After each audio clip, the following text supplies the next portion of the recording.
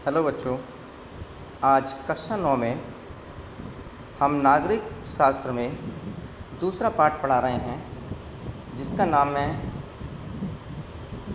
संविधान निर्माण, constitutional design. संविधान क्या होता है और संविधान क्यों आवश्यक है, यह किसी भी देश के जो नियम और कानून होते हैं, नागरिकों के अधिकार होते हैं, उनके कर्तव्य होते हैं, मूल अधिकार होते हैं, इनके विषय में कहा गया है और लिखा गया है। नागरिकों के और देश के और कानून व्यवस्था के सभी के विषय में इसमें लिखा गया, उसी को हम संविधान कहते हैं। एक बात और बता दें कि विश्व का सबसे बड़ा संविधान भारत का ही है।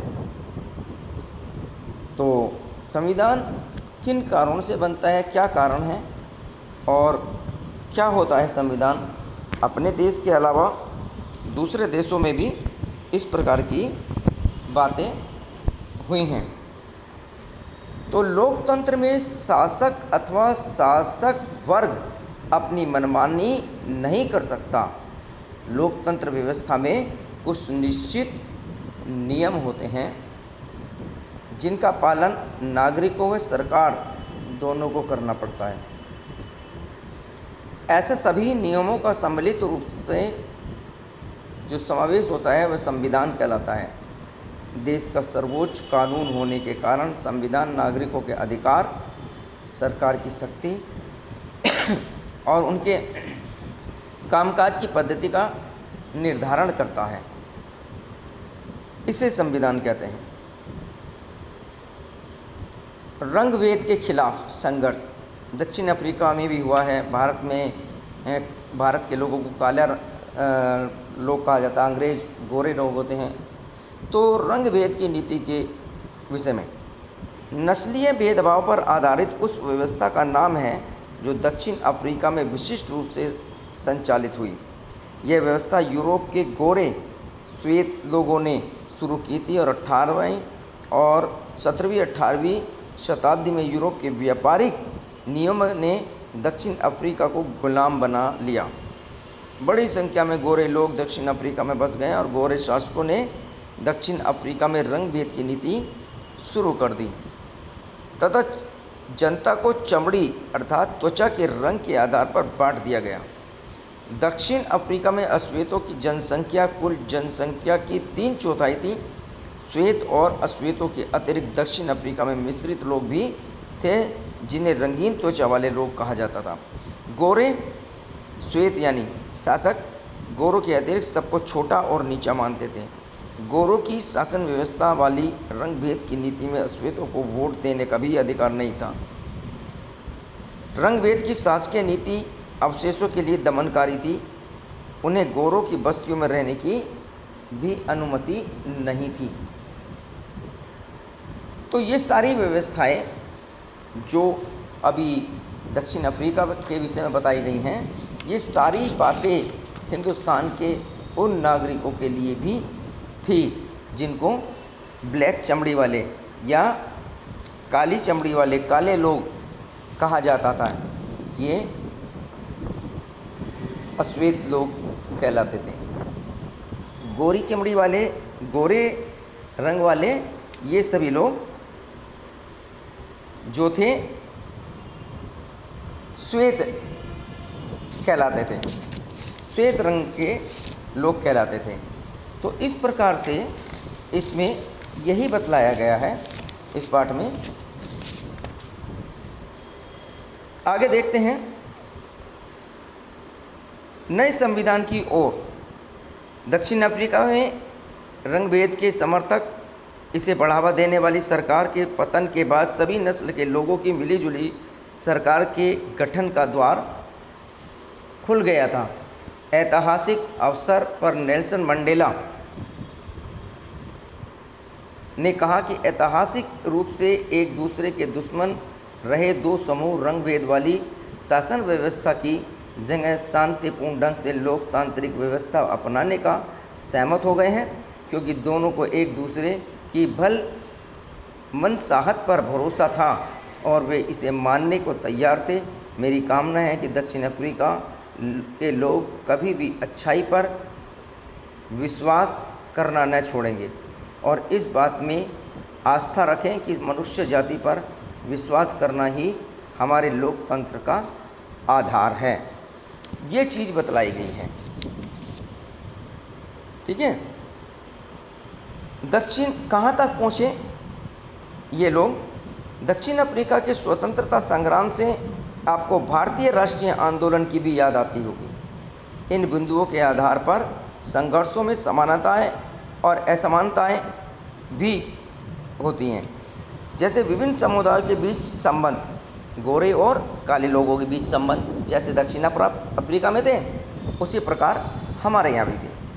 नेतृत्व गांधी जी का भारत में और मंडेला का दक्षिण अफ्रीका में। संघर्ष का नेतृत्व करने वाली पार्टी अफ्रीकन नेशनल कांग्रेस और भारत में भारतीय राष्ट्रीय कांग्रेस। संघर्ष का तरीका दोनों का एक ही था। भारत भी एक उपनिवेशवाद का चरित्र बना हुआ था और दक्षिण अफ्रीका में भी श्वेत लोगों का शासन था और वह भी उपनिवेशवाद का एक चरित्र था।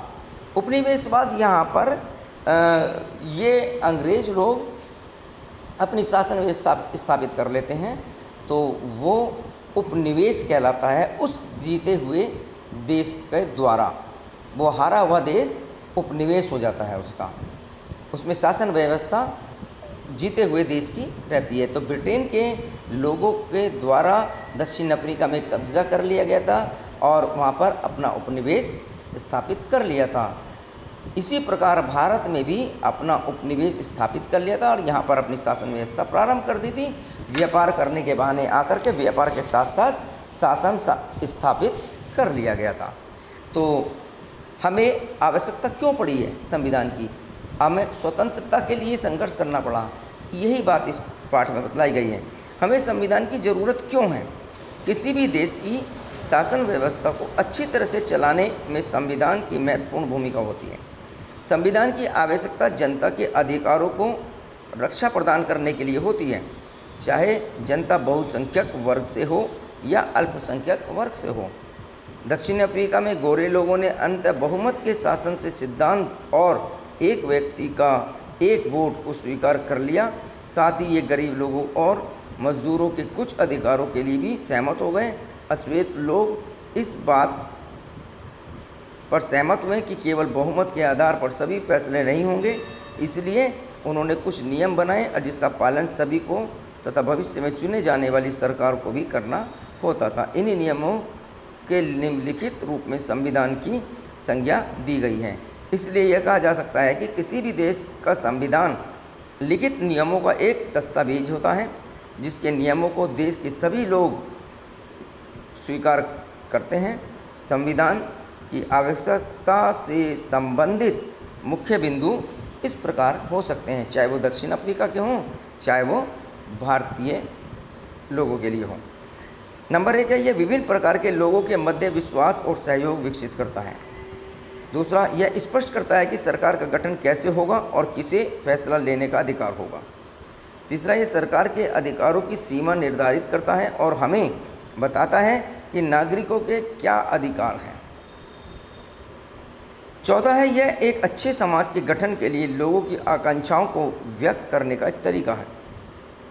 पांचवा, जिन देशों में संविधान है वे सभी लोकतांत्रिक शासन चलाने वाले हैं। यह आवश्यक नहीं है, लेकिन जिन देशों में लोकतांत्रिक शासन है वहाँ संविधान अवश्य होगा। ये बात आपको मान के चलनी चाहिए। भारतीय संविधान का निर्माण, बात आती है भारतीय संविधान की। भारतीय संविधान का निर्माण क्यों हुआ और किस प्रकार से हुआ, क्या आवश्यकता थी, ये बताना है। तो भारतीय संविधान दक्षिण अफ्रीका की ही भांति भारत का संविधान भी बहुत कठिन परिस्थितियों के दौरान बना। भारत ऐसे विशाल और विविधता भरे देश के लिए संविधान बनाना आसान काम नहीं था। भारत के लोग तब गुलामी की स्थिति से निकलकर नागरिक की स्थिति पाने जा रहे थे। देश में धर्म के आधार पर हुए बंटवारे का कष्ट झेला था। भारत और पाकिस्तान के लोगों के लिए बंटवारा बर्बादी और दिल दहलाने वाला अनुभव था। विभाजन से जुड़ी हिंसा में सीमा के दोनों ओर कम से कम 10 लाख लोग मारे जा चुके थे। अंग्रेज़ों ने देशी रियासतों के शासकों को ये स्वतंत्रता दे दी थी कि वे भारत की या पाकिस्तान की रियासतों के शासकों को ये स्वतंत्रता दे दी थी कि भारत या पाकिस्तान जिसमें इच्छा हो अपनी रियासतों का विलय कर ले या स्वतंत्र रहे। इन रियासतों का विलय कठिन और अनिश्चित भरा काम था। जब संविधान लिखा जा रहा था तब देश का भविष्य इतना सुरक्षित और चैन भरा नहीं लगता था जितना आज है। संविधान निर्माताओं को देश के वर्तमान और भविष्य की चिंता थी। ये स्थिति थी संविधान के विषय में। संविधान का निर्माण का रास्ता। बहुत सी कठिनाइयों के बाद भी भारतीय संविधान निर्माताओं को एक बहुत बड़ा लाभ हुआ। दक्षिण अफ्रीका में जिस तरह संविधान निर्माण के दौर में इस सारी बातों पर सहमति बनानी पड़ी थी, वैसी ही स्थिति उस समय के भारत में नहीं थी। भारत में आज़ादी की लड़ाई के दौरान लोकतंत्र, साहित्य, अधिकांश बुनियादी बातों पर राष्ट्रीय सहमति बनाने का काम हो चुका था। हमारा राष्ट्रीय आंदोलन केवल एक ही विदेशी सत्ता के विरुद्ध संघर्ष भर नहीं था। यह न केवल अपने समाज को फिर से जगाने बल्कि अपने समाज और राजनीति को बदलने और नए सिरे से गढ़ने का आंदोलन भी था। स्वतंत्रता के बाद भारत को किसी रास्ते पर चलना चाहिए, उसे लेकर के स्वतंत्रता के संघर्ष के दौरान भी तीखे मतभेद थे। ऐसे कुछ मतभेद अब तक भी बने हुए हैं, पर बुनियादी विचारों पर लगभग सभी लोगों की सहमति थी। तो ऐसा था संविधान बनाने के समय हमारी स्थिति। संविधान की ज़रूरत के विषय में तो आपको बताया ही गया है कि संविधान क्यों ज़रूरी है बनाना, इसके विषय में अभी आपको बताया गया है। तो संविधान बनाना ज़रूरी है और संविधान को बनाने के लिए जो एक सभा आयोजन की गई, उस सभा के विषय में बताते हैं। चुने हुए जनप्रतिनिधियों की जो सभा संविधान नामक विशाल दस्तावेज को लिखने का कार्य करती है, उसे संविधान सभा कहते हैं। भारतीय संविधान सभा के लिए जुलाई 1946 में चुनाव हुए थे और संविधान सभा की पहली बैठक दिसंबर 1946 को हुई। इसके तुरंत बाद देश दो हिस्सों में, भारत और पाकिस्तान में बंट गया। संविधान सभा भी दो हिस्सों में बंट गई, भारत की संविधान सभा और पाकिस्तान की संविधान सभा। भारतीय संविधान लिखने वाली सभा में 299 सदस्य थे और 26 नवंबर 1949 को अपना काम पूरा कर लिया गया था। संविधान 26 जनवरी सन 1950 को लागू हुआ और इसी दिन की याद में प्रत्येक वर्ष 26 जनवरी को गणतंत्र दिवस मनाया जाता है। संविधान केवल संविधान सभा के सदस्यों के विचारों को ही व्यक्त नहीं करता, यह अपने समय की एक व्यापक सहमतियों को भी व्यक्त करता है। दुनिया के कई देशों में संविधान को फिर से लिखना पड़ा क्योंकि संविधान विद्यमान कई बुनियादी बातों पर भी वहाँ के सभी सामाजिक समूहों या राजनीतिक दलों की सहमति नहीं थी। कई देशों में संविधान है पर कागज़ का टुकड़ा या किसी अन्य किताब की तरह दस्तावेज पर है। कोई भी उस दस्तावेज का अनुकरण नहीं करता, पर हमारे संविधान का अनुभव पूरी तरह अलग है। पिछली आधी सदी से अधिक की अवधि में अनेक सामाजिक समूहों ने संविधान के कुछ प्रावधानों पर सवाल उठाए, पर किसी भी सामाजिक समूह या राजनीतिक दल ने खुद संविधान की वैधता पर सवाल नहीं उठाया। यह हमारे संविधान की एक असाधारण उपलब्धि है। संविधान को मानने का दूसरा कारण यह भी है कि संविधान सभा भी भारत के लोगों का ही प्रतिनिधित्व करती है और उस समय सार्वभौम वयस्क मताधिकार नहीं था। इसलिए संविधान सभा का चुनाव देश के लोग प्रत्यक्ष ढंग से नहीं कर सकते थे। इसका चुनाव मुख्य रूप से उन जनप्रतिनिधियों, असेंबलियों के सदस्यों से ही किया था, जिनका उल्लेख पहले हो चुका है। इसके कारण देश सभी भौगोलिक क्षेत्रों में तथा इसमें उचित प्रतिनिधित्व हो गया था। तो इस प्रकार से ये संविधान सभा का निर्माण हुआ।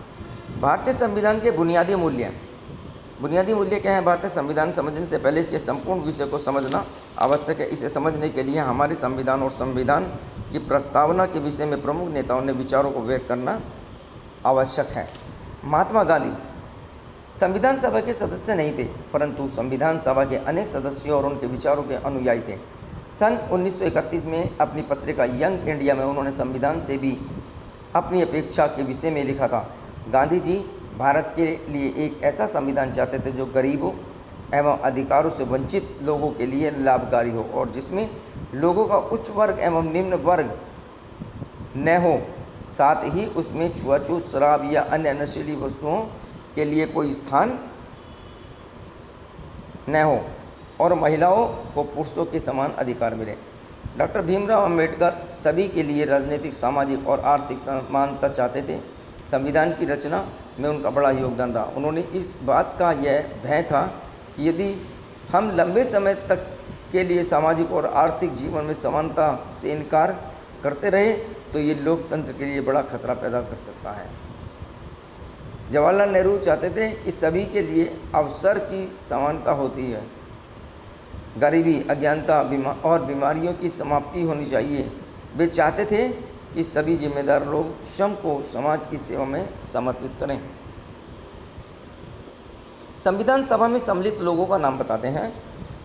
नंबर 1 सरदार वल्लभ भाई पटेल, जो 1875-1950 में उनका जन्म और मृत्यु हुई थी। इनका जन्म गुजरात में हुआ था। अंतरिम सरकार में सूचना एवं प्रसारण मंत्रालय इनके पास था। गृह एवं आंतरिक मामलों के मंत्री थे ये। एक वकील और बारदोली किसान सत्याग्रह के नेता, और इन्होंने भारतीय रियासतों के विलय में निर्णायक भूमिका निभाई थी।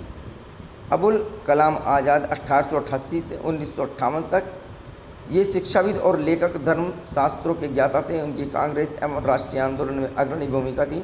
ये केंद्रीय मंत्रिमंडल में शिक्षा मंत्री भी थे। डॉक्टर राजेंद्र प्रसाद 1884 से 1963 ईस्वी ये संविधान सभा के स्थायी रूप से अध्यक्ष थे और चंपारण सत्याग्रह के महत्वपूर्ण व्यक्ति थे। ये 3 बार कांग्रेस के अध्यक्ष रहे और ये भारत के प्रथम राष्ट्रपति के लिए निर्वाचित हुए थे। एस.सी. मुखर्जी, जिनका 1887 में जन्म और 1956 में मृत्यु, ये संविधान सभा के उपाध्यक्ष तथा प्रसिद्ध लेखक एवं शिक्षाविद थे। ये बंगाल विधानसभा के भी सदस्य थे।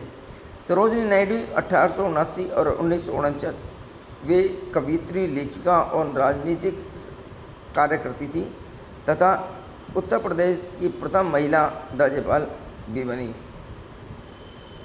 टी कृष्णमाचारी 1899 से 1974 ये प्रारूप समिति के सदस्य, उद्यमी और कांग्रेसी नेता तथा बाद में केंद्रीय मंत्रिमंडल में वित्त मंत्री भी रहे। इनके विषय में ये बताया जा रहा है, तो आप ध्यान से सुनेंगे और लिखते भी रहेंगे अपनी कॉपी में। कन्हैयालाल मणिकंकाल मुंशी 1887 से 1971 ईस्वी, ये वकील और इतिहासकार थे। बाद में केंद्रीय मंत्रिमंडल में मंत्री भी बने। श्यामा प्रसाद मुखर्जी सन 1901 से 1953 में इनकी मृत्यु हुई थी। वे अंतरिम सरकार में उद्योग एवं आपूर्ति मंत्री थे।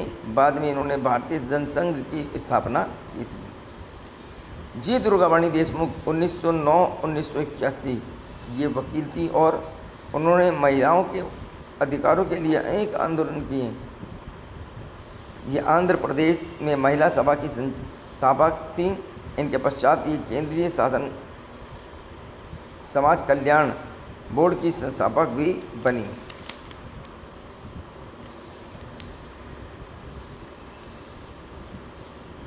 तो इस प्रकार से जो हमारा संविधान बनाने में किन किन लोगों का सहयोग लिया गया, इसके विषय में अभी बतलाया गया।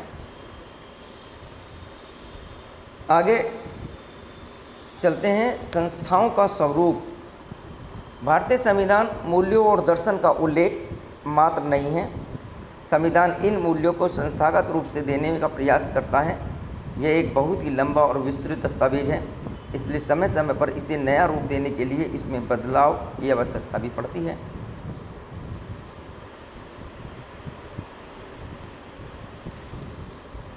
किसी भी संविधान की तरह भारतीय संविधान भी थे वे नियम बताता है जिनके अनुसार शासकों का चुनाव किया जाएगा। इसमें स्पष्ट लिखा है कि कितने पास कितनी शक्ति होगी, कौन किस बारे में निर्णय लेगा। साथ ही संविधान नागरिकों को कुछ स्पष्ट अधिकार देकर सरकार के लिए सीमा निर्धारित कर देगा। सरकार इससे आगे नहीं बढ़ सकती। तो ये बात इसमें संविधान के विषय में बतलाई गई है।